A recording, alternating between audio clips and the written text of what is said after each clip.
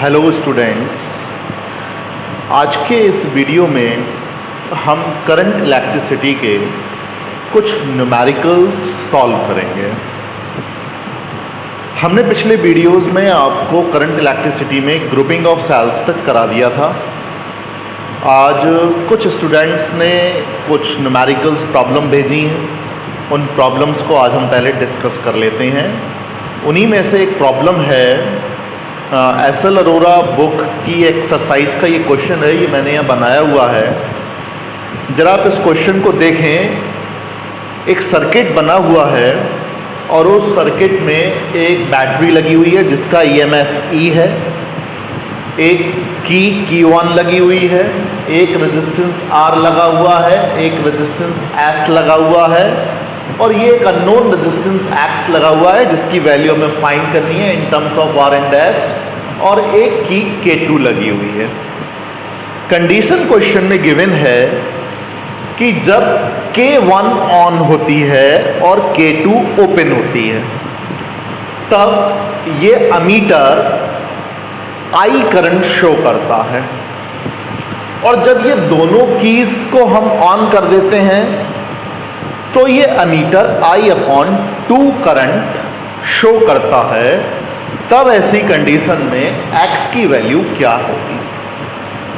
देखिए, इस तरह के क्वेश्चंस को सॉल्व करने के लिए पहले हम एक और आपको क्वेश्चन सॉल्व करके दिखा रहे हैं जिसमें जरा ध्यान से देखिए, दो रेजिस्टेंसेस हैं R1 और R2,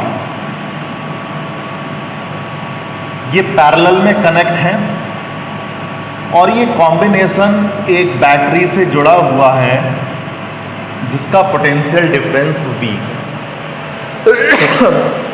इसको आप समझ लेंगे तो इस न्यूमेरिकल को निकालने में बहुत आसानी होगी। इसको क्या, बहुत सारे न्यूमेरिकल्स निकालने में बहुत ज़्यादा आसानी होगी। देखिए, मान लीजिए इस V से I करंट ड्रॉ हो रही है। I में से एक पार्ट I करंट का I1 R1 रेजिस्टेंस में चला गया और दूसरा पार्ट I2 R2 में आ गया, और ये दोनों मिलकर के I करंट वापस बैटरी के नेगेटिव टर्मिनल पर आ जाते हैं। हम यहाँ से I1 और I2 की वैल्यू निकालेंगे। देखिए भाई, I1 की जो वैल्यू होगी I1 सीधे सीधे V/R1 के इक्वल होगी and I2 is equal to V/R2 के। ये जो I1 और I2 हमने निकाला, ये पोटेंशियल डिफरेंस की टर्म्स में निकाला है। लेकिन अगर यही I1 और I2 हम इस टोटल करंट I की टर्म्स में निकालना चाहें तो कैसे निकालेंगे? जरा देखिए, अगर मैं इक्विवेलेंट रेजिस्टेंस की बात करूं तो भाई equivalent resistance 1/R is equal to 1/R1 plus 1/R2 होगा।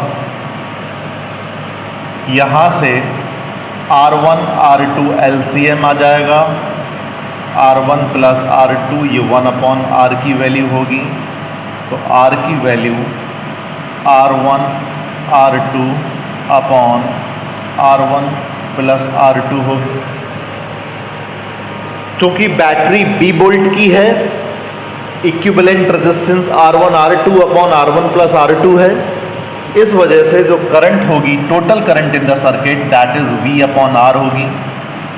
V और R की वैल्यू है R1 R2 और R1 प्लस R।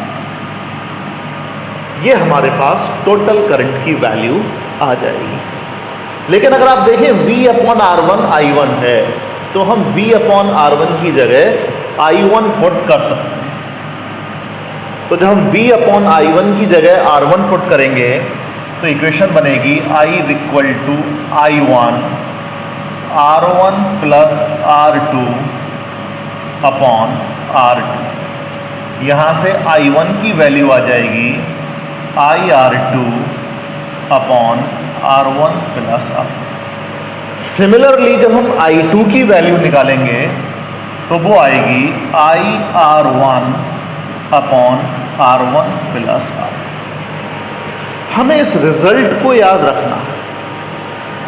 रिजल्ट क्या कह रहा है कि जब कोई टोटल करंट आई दो पैरेलल रेजिस्टेंसेस के अक्रॉस डिवाइड करती है, तो R1 रेजिस्टेंस में अगर हमें करंट निकालनी है तो हम टोटल करंट की मल्टीप्लिकेशन जो दूसरी ब्रांच में करंट जा रही है उससे मल्टीप्लाई करेंगे। देखिए I1 निकालनी है तो I की मल्टीप्लिकेशन हमने R2 से की है, ठीक है, और उन दोनों पैरेलल ब्रांचेस की जो टोटल रेजिस्टेंस है R1 प्लस R2 उससे डिवाइड करेंगे। तो इक्वेशन बनी I1 is equal to I R2 upon R1 plus R2। ठीक बिल्कुल इसी तरह से अगर हमें I2 निकालना है तो जो दूसरी ब्रांच में करंट दूसरी ब्रांच की रेजिस्टेंस है टोटल करंट की मल्टीप्लिकेशन उस रेजिस्टेंस से करेंगे। तो I R1 upon R1 plus R2, ठीक है। तो इस तरह से हम दोनों ब्रांचेस में अलग अलग करंट बिना ये सब किए सीधे याद रख सकते हैं। हम इसी रिलेशन का इस वाले क्वेश्चन में यूज करेंगे, ठीक है। अब जरा देखिए हम कैसे यूज करेंगे। देखिए इस क्वेश्चन में हमारे पास एक सर्किट है, दो कीज हैं K1 और K2। सर्किट में गिवन है कि अगर K2 ओपन है और K1 क्लोज्ड है। देखिए जब K2 ओपन होगा तो जो भी करंट यहां से चलेगी वो S में नहीं जाएगी क्योंकि वो वाला सर्किट ओपन है, तो करंट सीधे चली जाएगी। तो ऐसे केस में इक्विवेलेंट रेजिस्टेंस सर्किट की R प्लस X होगी। और क्वेश्चन में कह रहे हैं इस समय इक्विवेलेंट करंट I है, तो I के लिए इक्वेशन क्या बन जाएगी, तो मैं लिख देता हूं व्हेन K2 इज ओपन। तो I इज इक्वल टू क्या आ जाएगा, E upon R plus X, equation number 1, ठीक है। फिर अगले पार्ट में कह रहे हैं कि इस K2 को क्लोज कर, जैसे ही हम इस K2 को क्लोज करते हैं जो अमीटर अभी I रीड कर रहा था अब ये I अपॉन 2 रीड करने लगेगा, ठीक है। इस कंडीशन में क्या होगा जरा देखिए, S और X ये आ जाएंगे पैरेलल में। तो जरा इन दोनों का कॉम्बिनेशन देख लीजिए, 1 upon S plus 1 upon X। LCM लेंगे S X S plus X, फिर रेसिप्रोकल कर देंगे तो S X upon S plus X, ठीक। ये रेजिस्टेंस इन दोनों के पैरेलल कॉम्बिनेशन की होगी और इसके साथ R सीरीज में लगा हुआ है, तो भाई इक्विवेलेंट रेजिस्टेंस ये होगी इस केस में, ठीक। मान लीजिए इस केस में यहां से जो करंट चल रही है वो I डैश चल रही है। ये वो करंट नहीं है जो मीटर रीड करेगा, अभी I डैश यहां से जाके दो जगह डिवाइड करेगी, है ना। तो अभी I डैश के लिए इक्वेशन लिख लेते हैं। तो I डैश के लिए इक्वेशन क्या बनेगी, I dash is equal two by EMF तो E ही है, लेकिन इस बार इक्विवेलेंट रेजिस्टेंस हो गया R plus S X upon S plus X, equation number 2। दोनों करंट समझ में आ गई आपके I और I डैश। अब मैं फिर इस एमीटर ने जो करंट रीड करी होगी जो हमें गिवन है क्वेश्चन में I अपॉन 2, उसके लिए इक्वेशन निकालते हैं, ठीक है। और वही अभी मैंने जो अभी आपको बताया था कि करंट इन X में तो जा रही है करंट, कितनी है I upon 2 is equal to, आपको बताया था कि टोटल करंट की मल्टीप्लिकेशन दूसरी ब्रांच की रेजिस्टेंस से करनी है। टोटल करंट I डैश है और दूसरी ब्रांच S है और दोनों रेजिस्टेंस का सम करके डिवाइड कर देना है, तो S प्लस X, ये इक्वेशन बनेगी। I डैश की वैल्यू आपके पास में है और I की भी वैल्यू आपके पास में है, इन दोनों की वैल्यूज को हम पुट कर देते हैं। जब हम दोनों वैल्यूज को पुट कर देंगे तो भाई I की वैल्यू आएगी E upon R plus X और 2 है is equal to I dash की वैल्यू है E upon R plus S X upon S plus X और इनटू में S upon S plus X.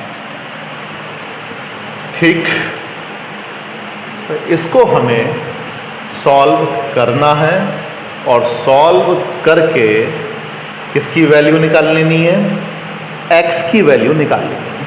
ठीक है, चलिए अब इसको सॉल्व करते हैं, इसको मिटा देते हैं।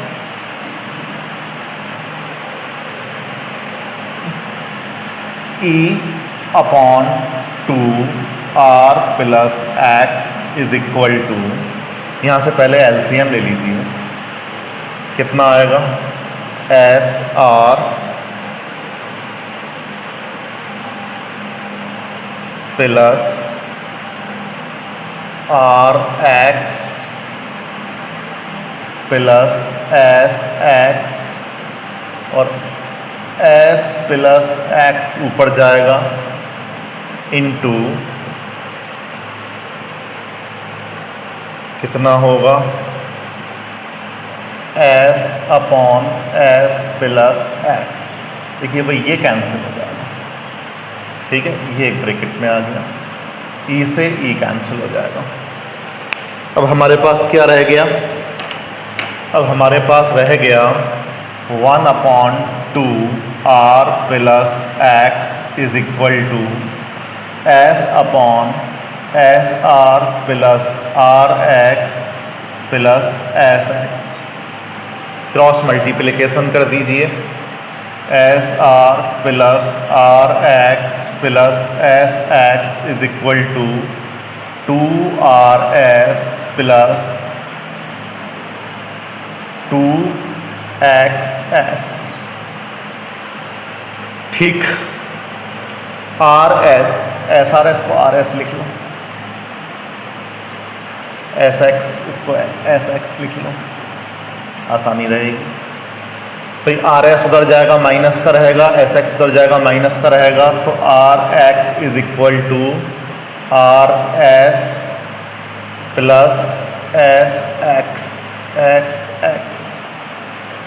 एक्स की वैल्यू निकालनी है हमें, तो ये वाली टर्म इधर ले लीजिए और x कॉमन आ जाएगा, तो r minus S is equal to R S, then x is equal to R S upon r minus S. ठीक है, इस तरह से हम इक्विवेलेंट x की वैल्यू हमने निकाल दी। कब, जब की 1 ओपन है तो करंट I है, एमीटर I रीड कर रहा है, और जब K2 क्लोज है और एमीटर I/2 रीड कर रहा है, उस कंडीशन में x की वैल्यू ये। अब अगली प्रॉब्लम देखिए। देखिए नेक्स्ट क्वेश्चन है, क्वेश्चन तो ये है क्वेश्चन नंबर 14 है एसएल अरोरा बुक का। एक स्टूडेंट ने पूछा है, इस तरह से एक सर्किट बना हुआ है, 3 वोल्ट की बैटरी लगी हुई है, एक 5 ओम की रेजिस्टेंस है, एक 10 ओम की रेजिस्टेंस है, और 10 ओम के पैरेलल में एक स्विच लगाया हुआ है S। क्वेश्चन में ये है कि जब ये S ओपन होगा तो सर्किट में करंट क्या होगी, और जब ये S क्लोज कर देंगे तब सर्किट में करंट क्या होगी। देखिए जब ये ओपन है तो करंट को ये सीधा पाथ मिल रहा है, क्योंकि ये तो ओपन है, ओपन सर्किट में करंट फ्लो नहीं करती, क्योंकि ओपन सर्किट इनफाइनाइट रेजिस्टेंस होती है, इनफाइनाइट रेजिस्टेंस जहां भी होगा वहां करंट नहीं होगी। तो 5 और 10 सीरीज में रहेंगे, 15 ओम की रेजिस्टेंस होगी, 3 वोल्ट की बैटरी है, तो I इज इक्वल टू कितना हो जाएगा, V अपॉन आर से 3/15 दैट इज 1/5, 0.2 एम्पियर की करंट सर्किट में फ्लो करेगी। अब इसका जो दूसरा पार्ट है, जब इस एस को क्लोज कर देंगे, देखिए जैसे ही इस एस को क्लोज करेंगे वैसे ही ये वाला जो रेजिस्टेंस है वो शॉर्ट सर्किट हो जाएगा। शॉर्ट सर्किट का मतलब है कि ये जो 10 ओम की रेजिस्टेंस है, इसको पैरेलल में एक ऐसा पाथ मिल गया जहां रेजिस्टेंस है ही नहीं, देखिए करंट हमेशा उस पाथ को फॉलो करती है जहां रेजिस्टेंस कम होता है, ठीक। अब 10 ओम के पैरेलल में हमने एक स्विच लगाकर उसको ऑन कर दिया, और मैंने आपको बताया था कि जहां भी हम इस तरह का एक कनेक्टिंग वायर यूज करेंगे इस स्टैंडर्ड पर, उस वायर की रेजिस्टेंस को हम जीरो कंसीडर करेंगे, उसमें कोई रेजिस्टेंस नहीं है, ऐसा हम ये मान के चलेंगे कि कनेक्टिंग वायर्स की रेजिस्टेंस नहीं। और जब रेजिस्टेंस नहीं है, ज़ीरो है, तो वहाँ से मैक्सिमम करंट निकल जाएगी, ठीक। तो जो भी करंट यहाँ आ रही होगी वो अब इस रेजिस्टिव पाथ की तरफ नहीं जाएगी, क्योंकि उसके लिए एक ज़ीरो रेजिस्टेंस का पाथ मिल गया है, तो वो करंट यहाँ से बाईपास हो जाएगी। और 10 ओम की जो रेजिस्टेंस पहले सर्किट में थी, अब वो हट जाएगी। इसको कहते हैं हम किसी रेजिस्टेंस को शॉर्ट सर्किटेड कर देना। अब ऐसे केस में ओवरऑल रेजिस्टेंस सर्किट की केवल 5 ओम रहेगी, तो इस केस में जो करंट होगी वो I = होगी 3/5, दैट इज 0.6। ठीक है, तो इस तरह के जो भी क्वेश्चन मिले कि रेजिस्टेंस के साथ पैरेलल में एक वायर लगा दिया है, तो समझ लीजिए फिर वो रेजिस्टेंस शॉर्ट आउट हो। और क्वेश्चंस देखते हैं कुछ। एक और क्वेश्चन इसी एक्सरसाइज से है, क्वेश्चन नंबर 15 है SL अरोरा से। क्वेश्चन है एक लेटर A, जैसे इंग्लिश में हम A लिखते हैं, वो एक वायर से बनाया गया है जिसका क्रॉस सेक्शन यूनिफॉर्म है और उसकी रेजिस्टेंस 1 ओम पर सेंटीमीटर है, यानी उस वायर की 1 सेंटीमीटर लेंथ की रेजिस्टेंस 1 ओम है। ऐसे वायर से हमने एक A लेटर को बनाया इस तरह से, ये बना दिया। अब A लेटर में तो बीच में भी एक वायर होता है, तो कह रहे हैं कि जो साइड्स हैं इस लेटर की वो 40 सेंटीमीटर लॉन्ग है, तो ये भी 40 सेंटीमीटर है भाई, ये भी 40 सेंटीमीटर है। और एक 10 सेंटीमीटर का वायर इस लेंथ को 1:3 में डिवाइड कर देता है, 1:3 में। 1:3 का मतलब हो गया कि अगर ये लेंथ 10 सेंटीमीटर है तो भाई ये वाली लेंथ 30 सेंटीमीटर है, ये 10 सेंटीमीटर है, ये 30 सेंटीमीटर है, और ये 10 सेंटीमीटर का वायर दिया हुआ है। चूंकि रेजिस्टेंस 1 ओम पर सेंटीमीटर की दी गई है, तो 10 सेंटीमीटर की रेजिस्टेंस सीधी सी बात है भाई 10 ओम हो जाएगी, यहाँ पर भी 10 ओम हो जाएगी, ये 10 ओम हो जाएगी, ये 30 ओम हो जाएगी, और ये 30। ठीक, आपको जो लैग्स हैं इसके बीच में इक्विवेलेंट रेजिस्टेंस फाइंड आउट करनी है, तो इन पॉइंट्स के बीच में इक्विवेलेंट रेजिस्टेंस फाइंड करनी है। तो बहुत सिंपल है, 10 और 10 ये दोनों हो जाते हैं सीरीज में, 20 और 10 हो जाएंगे पैरेलल में, और बाकी सब सीरीज। तो 10 और 10 20 और 10 को पैरेलल में निकालो, 1/20 + 1/10 एलसीएम 21 + 2 3/20, इसका रेसिप्रोकल कर दीजिए 20/3, और 20/3 और 30 और 30 यानी कि 60, ये सब सीरीज में हो गए। तो इक्विवेलेंट रेजिस्टेंस आ गई कितनी, 3 6 180 + 20 यानी कि 200/3, दैट इज 66.7 ओम समथिंग। तो ये लैग्स के बीच में इक्विवेलेंट रेजिस्टेंस होगी। और क्वेश्चन देखते हैं। देखिए किस तरीके का सर्किट है, बच्चों को इसमें बड़ा कन्फ्यूज़न हो रहा है कि साहब क्या है ये, तो अभी बताया था कि शॉर्ट आउट हो जाती हैं वायर्स अगर हम एक सिंगल वायर लगा देते हैं, तो यहाँ तो इक्विवेलेंट रेजिस्टेंस आ रही है। देखिए मैंने आपको एक चीज़ बताया था कि जब हम किसी वायर से एक पॉइंट को दूसरे पॉइंट में मिला देते हैं तो वो पॉइंट शॉर्ट हो जाता है। शॉर्ट का मतलब अगर इस पॉइंट से एक वायर उठा करके मैंने इसको यहाँ कनेक्ट कर दिया और इस पॉइंट को मैं B लिख रहा हूँ, तो फिर ये पॉइंट भी B है। इस पॉइंट पर भी उतना ही पोटेंशियल है जितना पोटेंशियल B पॉइंट पर था, ठीक है, या कहें कि ये भी पॉइंट B है। ऐसे ही अगर ये पॉइंट A है तो भाई ये वाला पॉइंट भी A है, क्योंकि इन पॉइंट्स को उठा के हमने शॉर्ट कर दिया। अब जरा तीनों रेजिस्टेंसेस को देखिए आप। अगर पहली रेजिस्टेंस देखें A और B के बीच में जुड़ी हुई है, अगर हम दूसरी रेजिस्टेंस को देखें तो ये भी A और B के बीच में जुड़ी हुई है, और अगर तीसरी रेजिस्टेंस को देखें तो ये भी ए और बी के बीच में जुड़ी हुई है। और जब डिफरेंट रेजिस्टेंस दो कॉमन पॉइंट से जुड़ी रहती हैं ए और बी से, तो ऐसी रेजिस्टेंसेस को हम कहते हैं पैरेलल में कनेक्ट हैं। तो ये तीनों रेजिस्टेंसेस पैरेलल में कनेक्ट हैं, और जब पैरेलल में कनेक्ट हैं तो 1/R is equal to 1/R1 plus 1/R2 plus 1/R3। तो यहाँ पर आ जाएगा 1/R plus 1/R plus 1/R, that is 3/R। उसका कर दीजिए रेसिप्रोकल, तो इक्विवेलेंट रेजिस्टेंस आ जाएगी R/3। Simple question. ठीक, नेक्स्ट क्वेश्चन देखते हैं। इसी एक्सरसाइज का एक क्वेश्चन है, ए और बी के बीच में इक्विवेलेंट रेजिस्टेंसेस निकालनी है और सारी रेजिस्टेंसेस 4 ओम्स की हैं। अगर आप देखें ये पॉइंट बन रहा है 4 ओम और 4 ओम के एक एंड इस पॉइंट से कनेक्ट हैं और ये वाला पॉइंट और ये वाला पॉइंट कॉमन है क्योंकि बीच में कोई रेजिस्टेंस नहीं है, एक ही है। इसका मतलब इस 4 ओम की रेजिस्टेंस इन दोनों पॉइंट्स के बीच में जुड़ी है, तो ये वाली 4 ओम की रेजिस्टेंस भी इन्हीं दोनों पॉइंट के बीच में जुड़ी हुई है। तो ये दोनों किस में है? पैरेलल में। सिमिलरली ये दोनों रेजिस्टेंसेस भी पैरेलल में है। हाँ, अगर बीच में कोई रेजिस्टेंस यहाँ डाल दी होती तो दिक्कत हो जाती। अभी तो ये दोनों पॉइंट्स है, मैं इस पॉइंट को P कह रहा हूँ तो ये भी पॉइंट P है, ये वाला पॉइंट भी P है और ये वाला पॉइंट भी P है। ठीक है, क्योंकि बीच में कोई रेजिस्टेंस नहीं है, कनेक्टिंग वायर की हम रेजिस्टेंस यहाँ पर कंसीडर नहीं करते हैं। तो इक्विवेलेंट रेजिस्टेंस क्या बन गई भाई?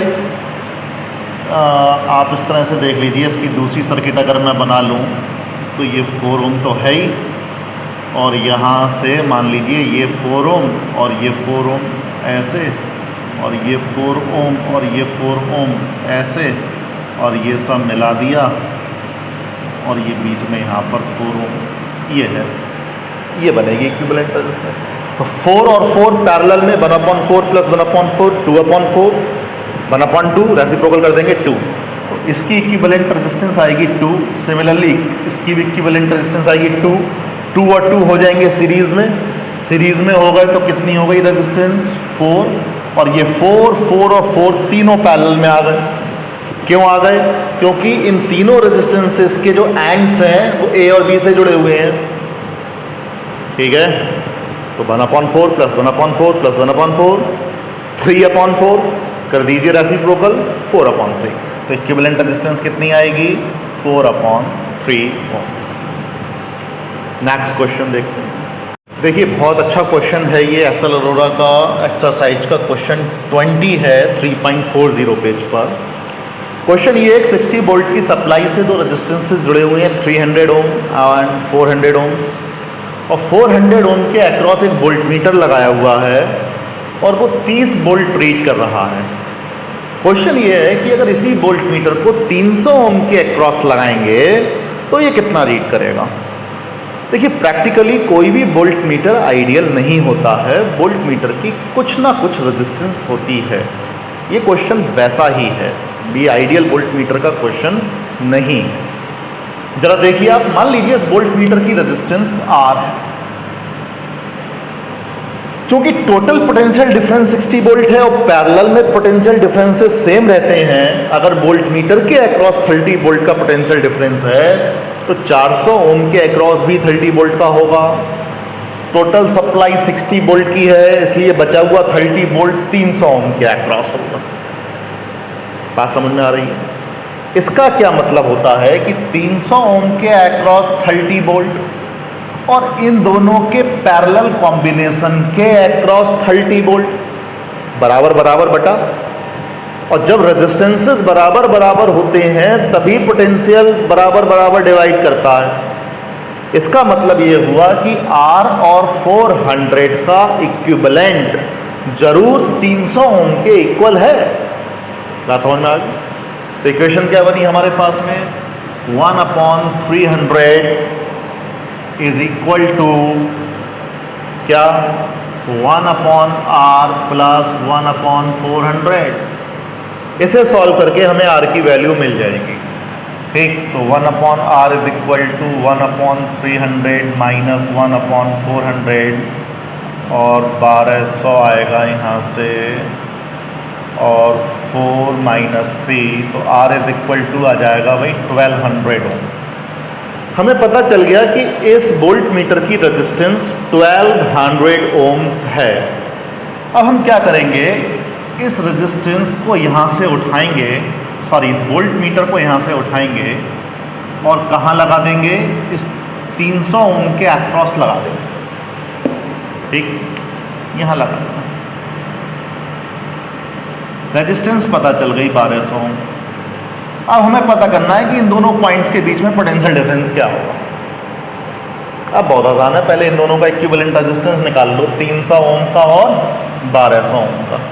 300 और 1200 ओम की रेजिस्टेंस का इक्विवेलेंट 300 प्लस 1200 एलसीएम, 4 प्लस 1 5/1200, इसका कर दीजिए रेसिप्रोकल, तो 1200/5 और 400 और है सीरीज में, कितना हो गया 2000 यानी कि 3200/5। ये हुई इक्विवेलेंट रेजिस्टेंस। 5 6 30 2 5 4 640 ओम्स। तो 640 ओम की इस समय इक्विवेलेंट रेजिस्टेंस है। तो सर्किट में करंट कितनी होगी, तो current in the circuit I is equal to total potential difference upon total resistance 60/640। ठीक है, क्योंकि हमें पोटेंशियल डिफरेंस इसके अक्रॉस निकालना है, तो इन दोनों का जो भी इक्विवेलेंट होगा और जो भी करंट है उससे डिवाइड कर देंगे, तो V हमें पता चल जाएगा। V is equal to current है 60/640 इनटू, और इन दोनों का इक्विवेलेंट कितना था, ये था इसका इक्विवेलेंट 1200/5। तो 1200/5, ये एक जीरो से ये ज़ीरो कट गया, 5 2 ज़ा 10, 5 4 ज़ा 40, 240, तो 6 इंटू 240/64। इसको आप सॉल्व कर लीजिए। तो किससे कटेगा, 16 60 36/16 और कटेगा, सॉल्व कर लो, 16 2 ज़ा 32 बट्टा 40, 16 2 ज़ा 32, 22.5 वोल्ट आएगा। तो जब इस वोल्ट मीटर को 300 ओम के अक्रॉस लगाएंगे तो पोटेंशियल डिफरेंस जो शो करेगी ये वोल्ट मीटर को 22.5 वोल्ट शो करेगी। अगर आपके न्यूमेरिकल समझ में आए तो मुझे कमेंट बॉक्स में ज़रूर बताइए कि हाँ हमारी समझ में आ रहे हैं। अगर नहीं समझ में आए तो भी बताइए कि ये स्टेप समझ में नहीं आ रही है, मैं उसको दोबारा आपको बताऊंगा। ठीक, और भी कोई प्रॉब्लम्स हो तो आप मुझे व्हाट्सएप करिए, मैं सॉल्यूशन आपको ज़रूर प्रोवाइड कराऊंगा।